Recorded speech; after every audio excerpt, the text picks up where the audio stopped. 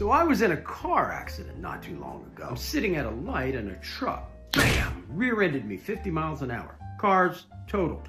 So now my wife and I have to go out shopping for a new car. I hate new car shopping. I hate the dealerships. I hate the salesmen. I hate the high pressure. I hate the negotiations. I hate the whole thing. It feels dirty, like I just want to go home and shower. So we get to the lot, we're walking around for a couple of minutes. Sure enough, here comes a salesman. Now I'm already so amped up at this point. Well, I didn't realize at the time that I wasn't fit for human conversation. This guy sees me limping, still from the accident. Are you all right? Yeah, I'm fine. I got rammed really hard from behind yesterday and still not walking right. And the salesman goes, Mazel tov.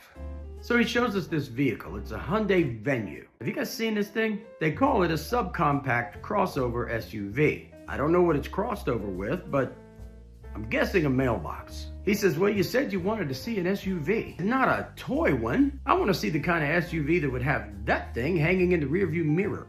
Besides, I don't think I could drive something called a Venue. Is that a reflection of our society? It is so bland. All right, we need a name for this new Hyundai crossover. Let's see. What do you got, Phil? I think it should be a name that implies, comfort. No. Sherry. A name that says quality. What? No. Bob. Something that inspires. Where did you guys go to ad school? It should convey a sense of a general malaise about the vehicle. Nay, about the brand. So where are we on this thing, people? Where can people drive it, or like where are we gonna sell it, like the Venue? Larry, you're a genius. The Hyundai Venue, because wherever you go, there you are. What's next? The Honda Tepid? Like day old bathwater. There's no heat or AC, there's just one temperature setting. Room. It's a constant 64 degrees inside at all times. You know who could name a car?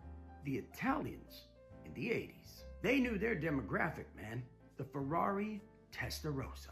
That is a man's car. It even sounds like testosterone. Men hear that and they go, oh yeah, testosterone. That's for me. Not to be outdone, of course, Ferruccio Lamborghini called his the Countach. Not a single man on the planet knew what a Countach was. They just knew it sounded like something we like. You could just walk into a room of men and say, Countach. And every guy in there suddenly like, Lamborghini, gridi al mio cuore. Even little boys knew. Mom gives you $10 for the book fair and you walk in and what's on your list to buy? Pencils, an eraser, and a Lamborghini poster. We all had the same one and it was up on our wall in the bedroom. Because men are simple creatures.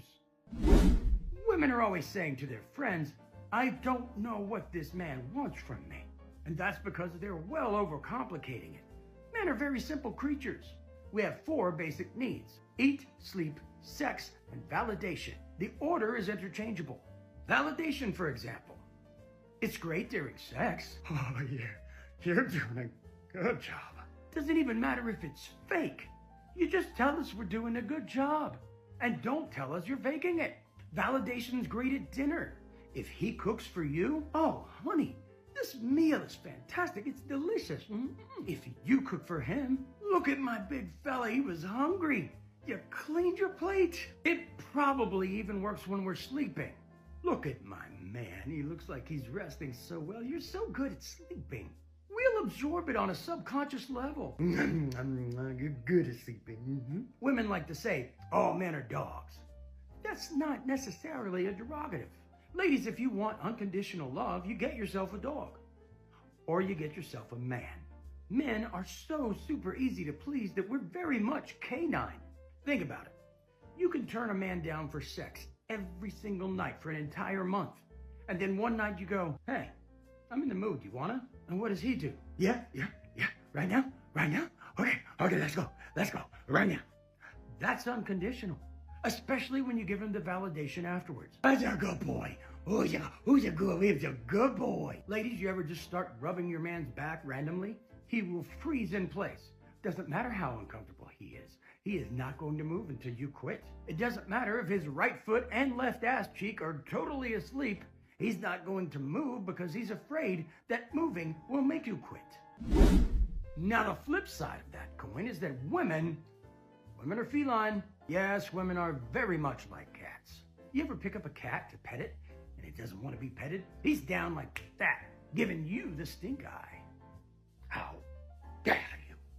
But when the cat wants attention, oh, he'll be rubbing up against your leg. Oh, I love you. Oh, I love you so much. You give the best rubs. 30 seconds later, he's up against the door frame. Oh, I love you so much. You think that's not your woman?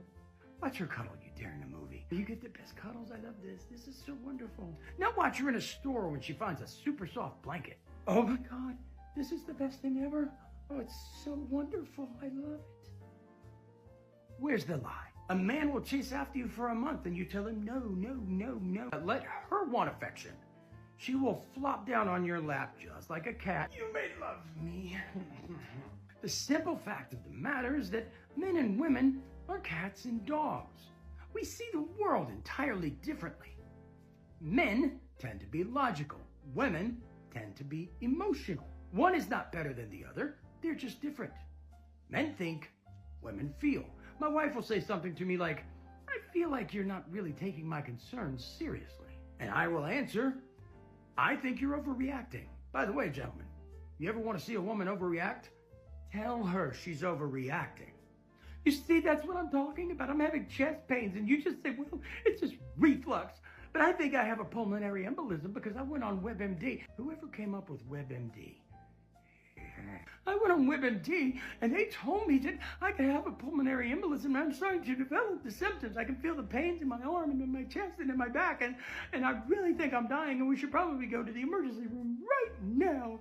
But you don't want to take it seriously, so you'll just wake up with me dead in the bed. You probably kick me out and have one of your whores come over. You're right. How could I have said you were overreacting? Moo.